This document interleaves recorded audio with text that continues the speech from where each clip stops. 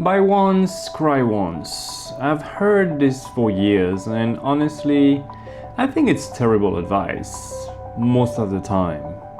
Because if I had followed that blindly, I would either be broke or still stuck researching what to buy instead of actually building anything.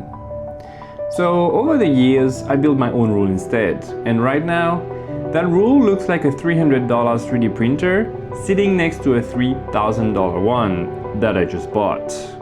Let me explain. Over the past 10 years, I've picked up a lot of hobbies. Woodworking, Lego, gunpla, 3D printing, just to name a few. And every single time I followed the exact same pattern. I would discover something new, fall into a rabbit hole for a few days, get completely obsessed, and then buy the cheap version just to test the waters. Because deep down, I knew there was a very good chance I wouldn't stick with it anyway. Then I'd make something small and enjoy it, and almost immediately my brain will jump to something way bigger. And that's when it got dangerous, because suddenly I would spend days filling up an online cart with tools, materials, and upgrades. Still not going for the top of the line stuff, but just trying to fit as much as possible into the same budget. And then I would just sit there staring at the total for days. Part of me trying to be reasonable, and the other part whispering, just buy it, you need it all. This one's different. Until one day, out of nowhere, I would snap into full screw it mode and order everything at once. And I won't lie, that part feels amazing every single time. But then the obsession starts to fade. Sometimes after a week, sometimes after a few months. But it always fades. And the worst part is that you can feel it happening while it's happening. And now all that stuff that you absolutely needed just sits there. And you realize you don't actually need any of it anymore. My hobby at this point is basically collecting hobbies. And I've made peace with that. And I'm genuinely curious whether I'm the only one or not. So if you've got a graveyard of abandoned hobby gear sitting in your garage right now, I'd love to hear about it in the comments. What was the one that got you? And that one big purchase that you ended up regretting? Let me know.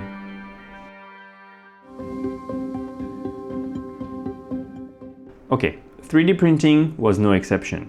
A few years ago, I bought an Lego Neptune 3 because I wanted to print an Iron Man helmet, just like Frankly built. Then the following year, I upgraded to the Neptune 4 Plus because I really wanted that bigger build volume. It was just around $300, so still firmly in the cheap first territory for a 3D printer. Then we moved into our own house and I barely touched it for a month. Fast forward to now, and that same printer is basically the backbone of my entire Ironman suit challenge. I'm not talking about that insanely long triathlon race yet, but maybe one day. If you're new here, I'm actually on a 4-month challenge to realize 2 of my lifelong dreams. Getting fit by losing 30 plus pounds and building a full Ironman suit, which I wouldn't fit into without losing the weight first. And I'm documenting the whole thing on YouTube.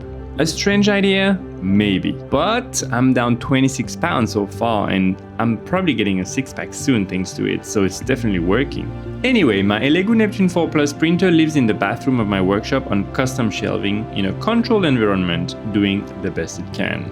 And for the price, it's honestly a solid machine. But its best hasn't been enough lately. Clogs, failed prints, random issues. And with the deadline getting closer every day, I quickly realized there was no way I was going to finish this suit in time with just one unreliable printer. So I had to level up.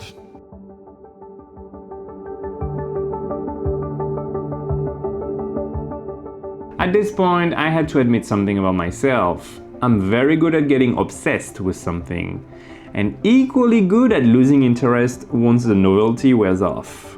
So instead of fighting that, I built a system around it. Buy the cheapest version first, use it, stick with it for a few weeks or months, then see if it actually holds.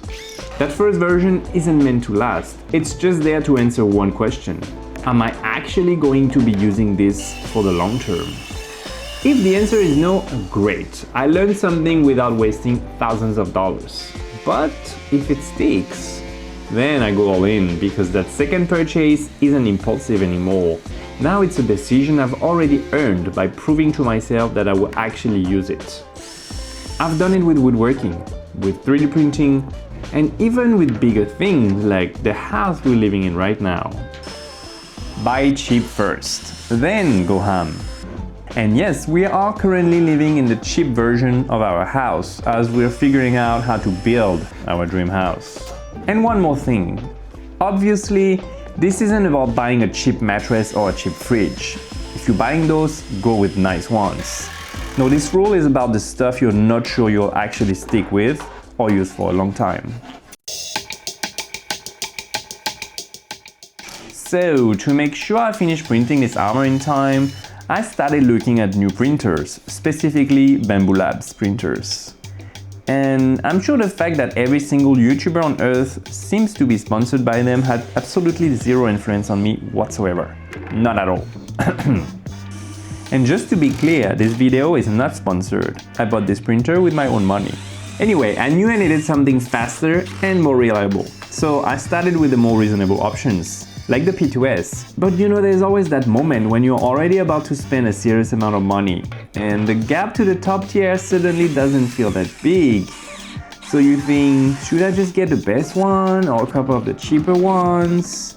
So P2S, H2S, H2D, H2C, So to figure it out, I went back to what I actually needed. Again, speed and reliability. But also definitely multicolor capability without too much waste to print toys for my kids, right? And that kind of sealed the deal.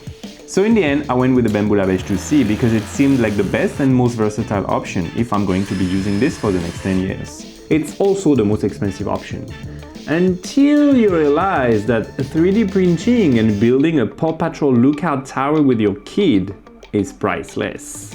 Please subscribe to my daddy. Thank you. So I stopped going back and forth and I just ordered it. The first print came out perfect. No regrets. So far. And yes, I'm aware it's a lot of money for a 3D printer.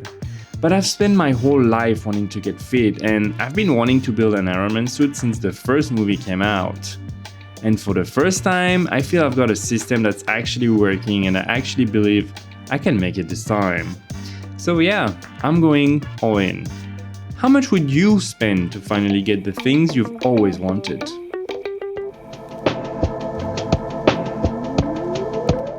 And then something else happened.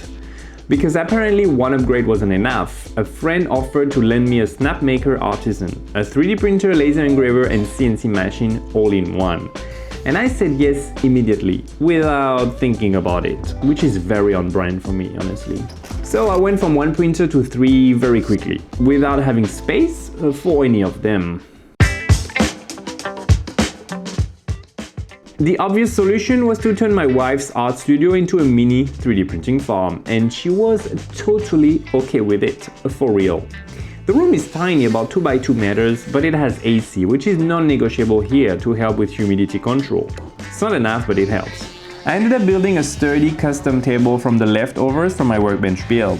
Because at this point, with the price of that printer, I honestly couldn't justify spending any more money for this project. I first tried to put that table on wheels for mobility, but that wasn't a good idea, so I had to switch to rubber fit. And yeah, I had to sacrifice mobility for stability, which is pretty important when you're 3D printing stuff.